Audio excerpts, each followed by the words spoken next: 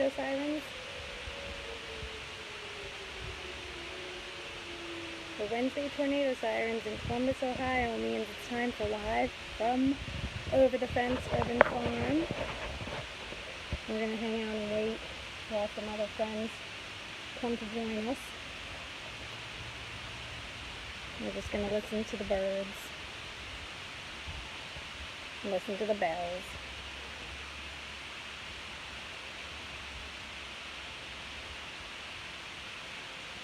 Listen to the dogs barking.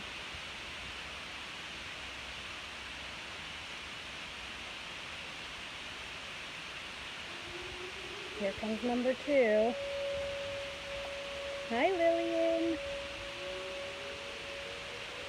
Hi, Rebecca. Hi, Samantha. Sydney. And Joshua. And Lillian, I'm sorry, I can't remember your son's name right now. So our tornado sirens are dying down. And I'm standing in the shade. Monty. Hi, Monty.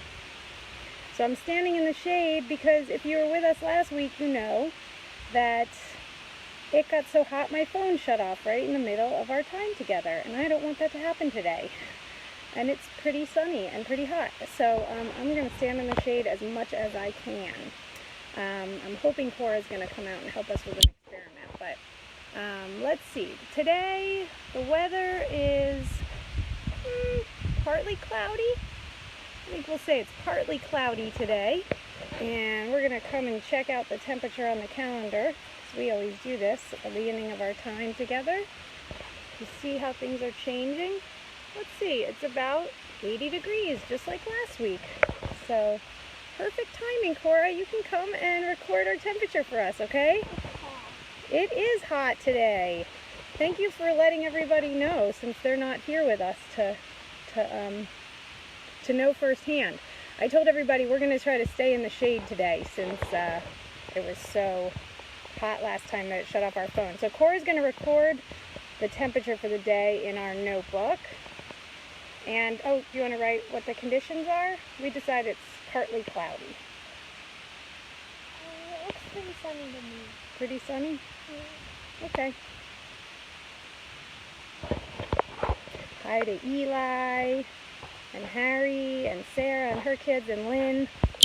All right, so we are going to talk today about water. It's week 5 in our 6-week cycle. So this is our second time around the cycle since the COVID-19 quarantine started. So thanks to those of you who've been tuning in every week. This is week 11. And welcome to those of you who are joining us for the first time or who've been watching the videos after and are with us for the first time live. We're so glad you're here. For those of you who have been watching, you can tell that the garden has really changed. Lots and lots of new things are growing all the time here. So a couple really exciting things that have started to happen just in this past week is, let's see if I can find some evidence of it to show you. Oh, here. There's some tomatoes growing, finally, some fruits. And we're going to talk today about how the fruits, a little bit about how the fruits come to be and how water plays a role in that cycle. So we're going to start off, actually, we're going to do things a little backwards today because we need all the time we can so you can see this experiment that Cora and I have set up. So, Cora, you want to come on over here and we'll help introduce this experiment? So this is a really fun experiment that you can do really easily at home. The experiment is called Walking Water, and so we're going to set it up first and then we're going to explain it. Let's put the food coloring in first. And let's make it really dark. So what you need is 2 glasses or jars, and one of them you fill up with water.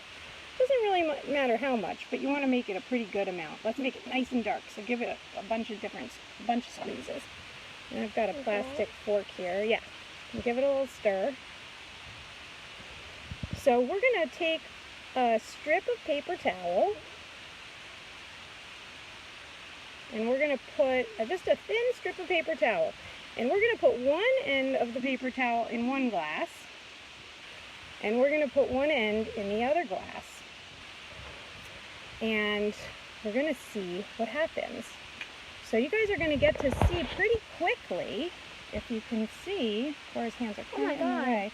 It's moving Very up quickly. the water, right? The paper towel is absorbing It's running that water. This is running water. It is moving faster than we've seen it go in other times.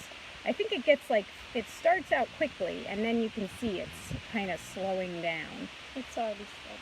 So we're going to just watch it for a minute and see if we can see that green liquid sort of cross the, where's the jar? My finger's not in the picture. Cross this lip, and then we're gonna walk away from our experiment and come back to it in a little while. And we're gonna talk about why we're doing this experiment and what it's all about and what we can learn from it about plants. Because you might be saying to yourself, Jodi, what on earth does this have to do with plants? So I don't know if you guys can see, but the water is now, it has now walked all the way over to here. And it's going to keep on walking all the way down to the end of the paper towel. And then what do you think is going to happen? Does anybody want to guess? Or should we keep our guesses to ourselves and check it in a half an hour at the end? What do you think, Cora? It's gonna start cool. Yeah, so the water's going to walk all the way down this paper towel, and then we're going to eventually see it forming a pool in that cup. And if you don't believe me, you'll have to stick around to the end and probably try this one at home, because it doesn't end in just a half an hour. It takes a little while. Like days. Yeah, so we want to give a shout out to science teacher Bethany Philippow from Red Oak Community School, who introduced us to this. So the reason why we're studying this is we're doing this experiment is because we're going to talk today about something called capillary action and how that helps plants take up water. So the first thing to think about is that we have capillaries in us. So I'm going to try to focus this on my arm for a second. And you can look at your own arm. And I'm kind of getting on the older side, so my veins are getting a little bit more visible. My skin is thinning. Can you guys see those veins in my arm? So those veins are just like veins that you can see in a leaf. And in our body, the veins help us move blood around our body and oxygen and all kinds of other minerals and nutrients we need to live and be healthy. And the same thing is true of plants. So Cora, can you hold this here so that people can see so that people can see the board while I'm drawing on it? So, just like we have veins in our body, plants have roots, right? And the roots, we can try to dig up a plant even just to see. So there's teeny, tiny roots. And in our body, the teeny, tiny veins are called capillary veins. And those little tiny veins that scientists call root hairs, because they're really thin like hair, they are going to absorb water when we water a plant in the soil. This is a kind of thick stem. Like a tree. It is like a tree, but we're going to pretend like it's just a regular old plant, like we have, like a tomato plant, let's say. So we're going to pour water in the ground here. When we're watering, it's really best to water the soil, because not the plant itself, because the plant takes up water through these roots, through its roots. So the water goes into the soil and the plant sucks it up. The plant sucks up the water, just like this paper towel is sucking up water, just like you suck up water through a straw if you drink through a straw, hopefully not a plastic one, but a recyclable, reusable one. So the plant is going to suck up this water into little veins that it has that are called xylem. I love words that start with X. There aren't enough words that start with X. So the xylem are like little tubes, like little straws, and the water gets sucked up into the plant until it finds a leaf. And then it decides, I'm going to go in this direction, up this vein, up this pathway. It's like it's going for a hike. The water's going for a hike. And the capillary action is pulling the water through the plant. And then some of the water evaporates into the air as oxygen that we breathe, right? And what the plant breathes out, we breathe in. And what we breathe out, carbon dioxide, Or CO2. CO2, the plant breathes in. So out comes oxygen and in comes carbon dioxide. So that's where the water goes. Some of the water actually goes back down through the plant, because what happens in the leaf of a plant, right, is something called photosynthesis. That's right. Do you know what photosynthesis is, Cora? Not really. I'll explain it. It is complicated. So it's a compound word. Photo means light, and synthesis means put together. So carbon dioxide comes into the leaf, and also sunlight comes into the leaf. Let's see.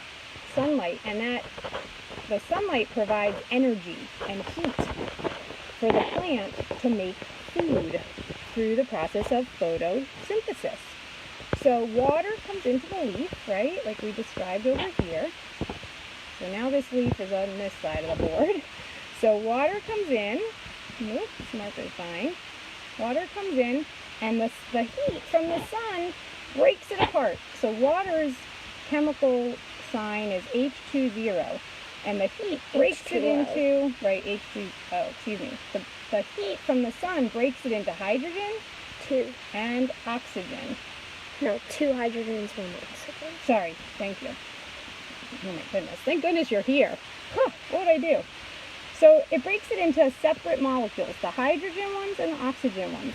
The CO2 comes in, and it combines with this hydrogen to form something called glucose.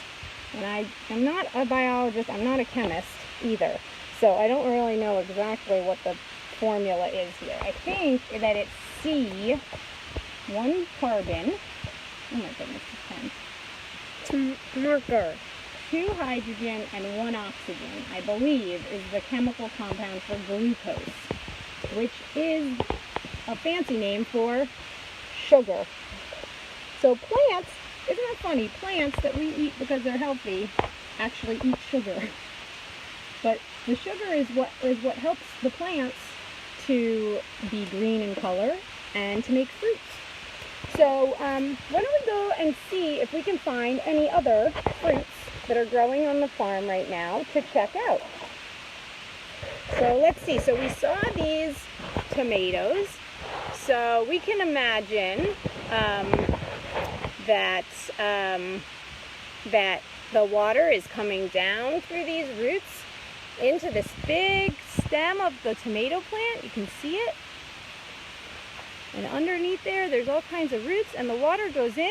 You can even see a couple of roots that are trying to start growing out of the ground. And the water goes up through the stem and into the leaves and makes photosynthesis. And then some of the glucose comes back down through the stem. It's on its way to the roots again. But as it goes to the roots, it's finding these flowers and turning them into fruits.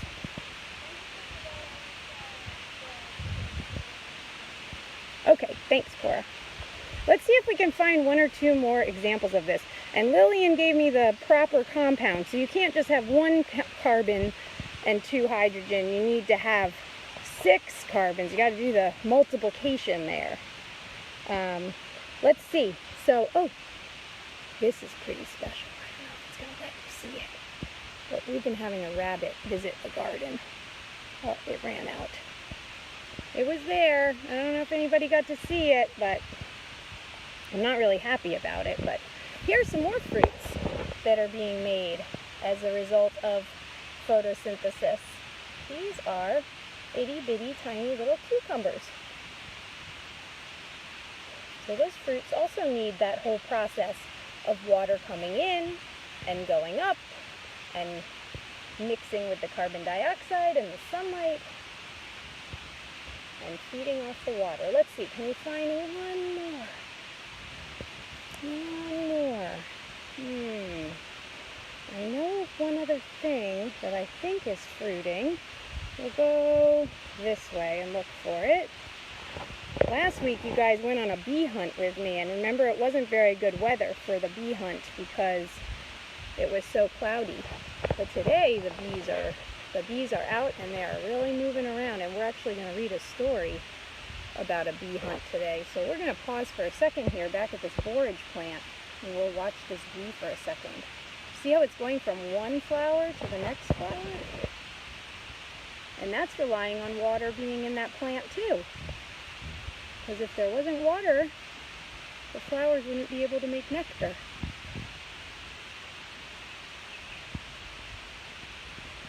All living things need water, just like we do, right?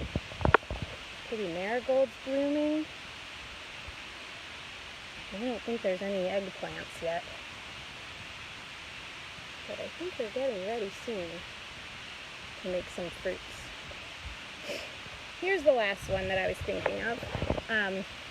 These are called fava beans, and we looked at these a while ago. They had what I called tuxedo flowers, if you remember. They were black and white flowers, and now we've got these big, big bean pods on them. So the fava beans and the tomatillos are starting to make fruit. So they're all relying on water. And unfortunately, we haven't been getting very much rain lately. So we're going to have to do some watering around here. So let's check for a minute on our experiment and see if we can see any action going on. Let's see.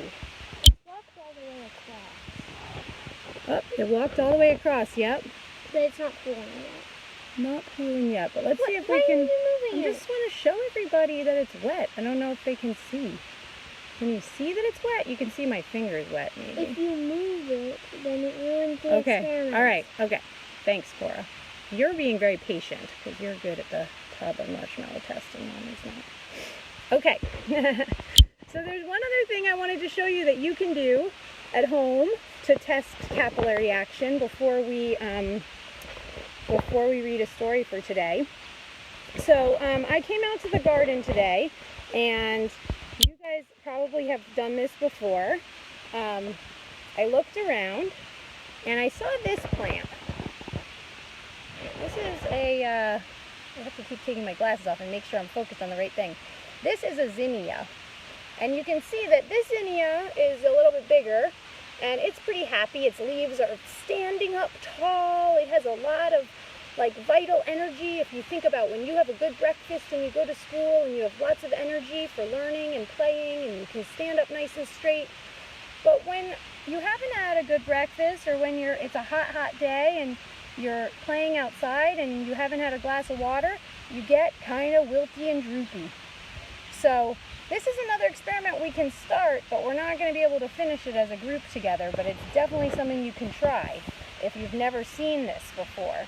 And that is that we're going to water this plant and come back in a couple hours and see how different it looks as the result of that capillary action, getting that drink of water. So we're going to go over here to the rain barrel for a minute. And you guys might remember this from the last time we were talking about water and all the available water on Earth, that we harvest water in these rain barrels. Cora, do you want to grab that? I already filled up a watering can. So Cora's going to use her muscles to carry that thing. It weighs about 10 pounds because there's a little over a gallon of water in there. We're going to stay on this side of the fence and we'll just watch Cora from here.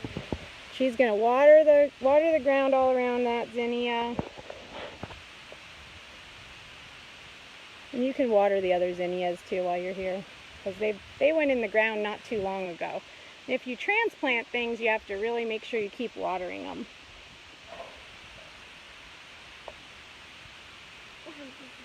Yeah, well, it'll get lighter as you use it. There's two more over there along the fence line if you want to go find them, and then you can come back and meet us. Yep. Thanks, kiddo. All right, well, I got to get back in the shade before my phone gets too hot.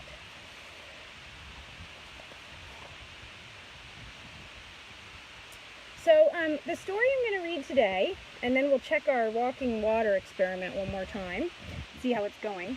The story I'm going to read today is a story that I remember from my childhood, a long, long time ago in a galaxy far away.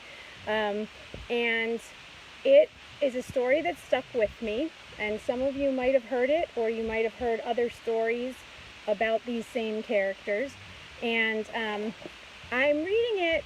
It's not about water, I apologize, but I'm reading it because I heard from one of your moms that our bee hunt last week was a real success and helped you get over your fear of bees, and that going out on a bee hunt with me encouraged you to go out on your own bee hunt and not be afraid of bees anymore. So this book is called The Big Honey Hunt, and I think this might have been the copy, this was either the copy that was mine as a kid or came from some other kid who's probably a grown-up my age now, because it is an old book. So I don't know how many of you know the Berenstain Bears. It might be a while since you've read them, but there's Papa and Brother Bear, and they're listening to this tree, and it's going... Can we sit down? Yeah, we can try. Is there shade? Where can we sit in the shade? I don't know. You can sit in a shady spot where you can sort of hear me. You can move this stuff out of here. Okay, let's see. It starts out like this. We ate our honey. We ate a lot. Now we have no honey in our honey pot. Go and get some honey. Go and get some more. Go and get some honey from the honey store, says Mama. We will go for honey. Come on, small bear. We will go for honey, and I know where. The store! She said the store! She said to get it there.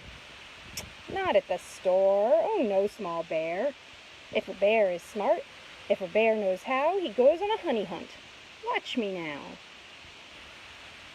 How do you hunt it, Dad? How, Dad? How? If a bear knows how, if a bear is smart, he looks for a bee right from the start. Bees hide their honey in trees that are hollow, so we will find a bee to follow. Is that a bee? He went buzz, buzz. He looks like a bee. Why, yes, he does. Let's see, does it look like a bee to you guys? Mm-hmm. Yeah. Doesn't look like a honeybee, though. Honeybees are not actually yellow and black. Really? No. They look yellow and black. You're probably thinking of a different kind of bee. Oh, I was thinking bumblebees. We will follow that bee. We will follow that bee. We will follow that bee to the honey tree.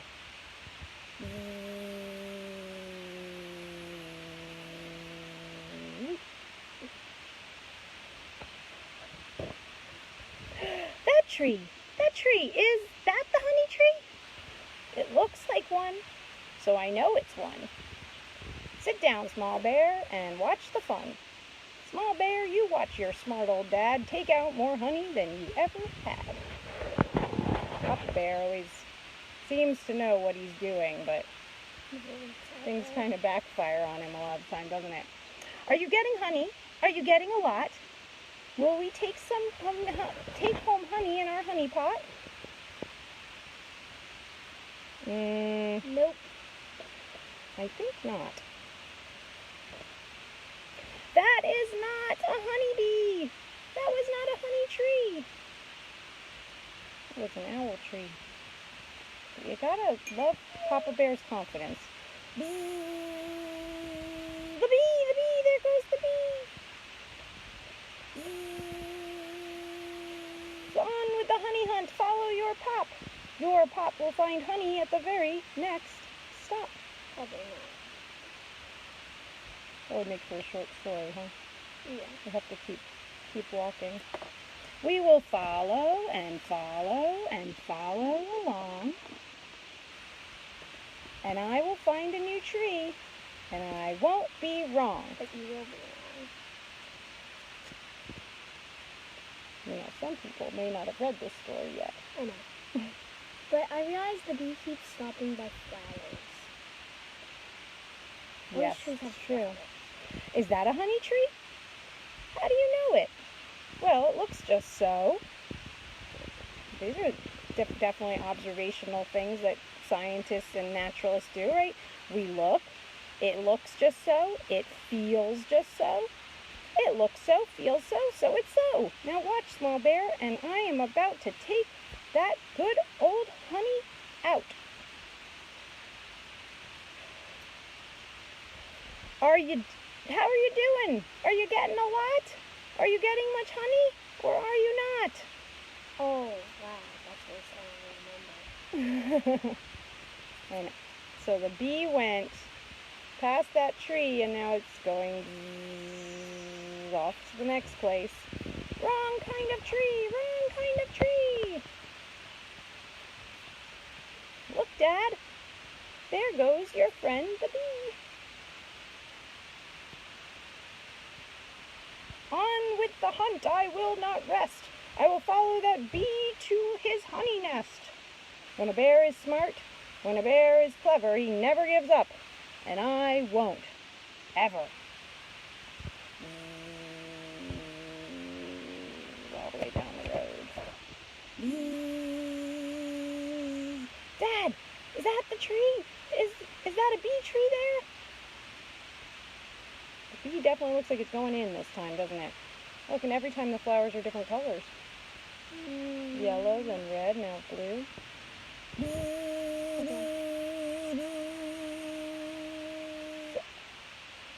I know it is. Why, yes, small bear. It can't be wrong. Like the last tree was. Only a bee tree goes buzz, buzz. Are you getting honey? Are you doing well? Oh. Or is something wrong? I smell a smell. See, the bee just keeps stopping and tripping on. You know, the other night I smelled this smell so strongly that it woke me up because a skunk had sprayed outside of our window. Wrong kind of tree! Wrong kind of tree! I see the bee! The bee! The bee! I see the bee! Look where they are now. They're jumping right into this canoe. That seems And convenient. the bee is going down the river. It is convenient that the canoe is there, isn't it? Well, when you write a book, you can put all the conveniences in that you want. I don't want If you want to get honey, there is just one way. You must follow your bee if it takes all day. If a bear is smart, if a bear is bright, a bear keeps going if it takes all night. He went in there, your friend the bee. He went in there. Is this our tree? In? I doubt. What do you think? Is this going to be it? Now let me think. Now let me see. This looks just like a honey tree. It feels just like a honey tree. Everybody's feeling it. It goes buzz, buzz. It sounds like a honey tree.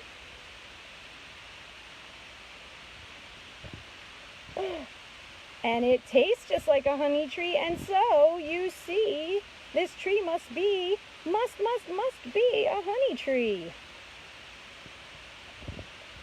I never saw more honey. Now, don't you think your dad is clever? I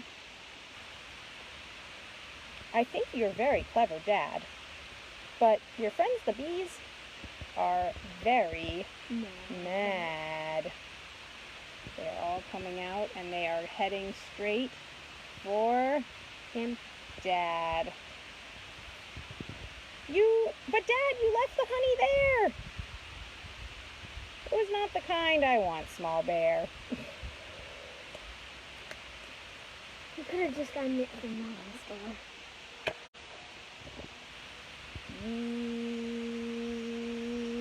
I will get you honey. I said I would, but that bee's honey was not so good.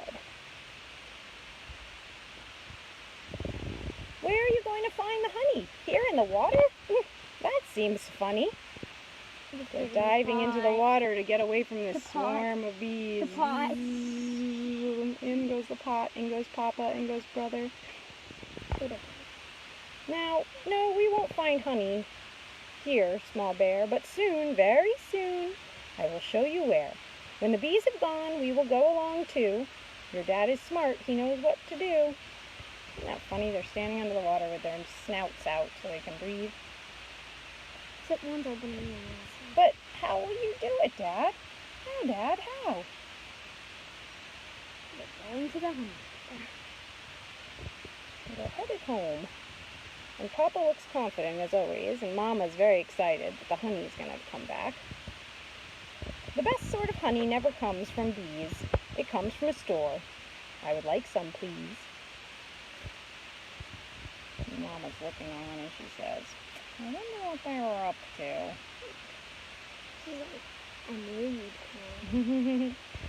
So I really like this story, although the truth is, honey does come from bees, even if you get it at the store, right? So it's a little bit of a miscommunication there at the end. But it's a great story, and it's a good adventure story, and a good story about getting out there and trying to find something new and follow your instincts and look for clues and observe, observe, observe. So we're going to observe what's happening with our experiment before we go. So let's see. We've got our original cup of water. We have our paper towel that is now totally saturated. And can you see, I'm even going to just pick this up. Cora, can you pull that paper towel out for a second? So if you guys see, there's water now. This glass was empty at the beginning. And now, we'll pour it back in here so everybody can see how much water in half an hour. All that water walked up through the paper towel and into the other cup. And there's still water in the paper towel. And the paper towel is like super saturated with water, isn't I it? think we can use that another time. Just like the stems would be saturated with water. So we'll look really quickly at this plant, the zinnia that Cora watered, and see if it changed at all. And then we're gonna let you guys get going, and we're gonna get going on our day too. I don't think it's made much of a difference yet, but we're gonna keep watching it, and I'm sure it's gonna wake up and be really happy. Yeah. Oh, that's that one we moved yesterday. Well, thanks for joining us again today, and we'll hopefully see you again next week. Next week we're going to come back to talk about compost and soil one more time, and then we're going to take a couple weeks off and come back again for another round. So we are really happy to have you with us. Share these with your friends. We updated our YouTube channel.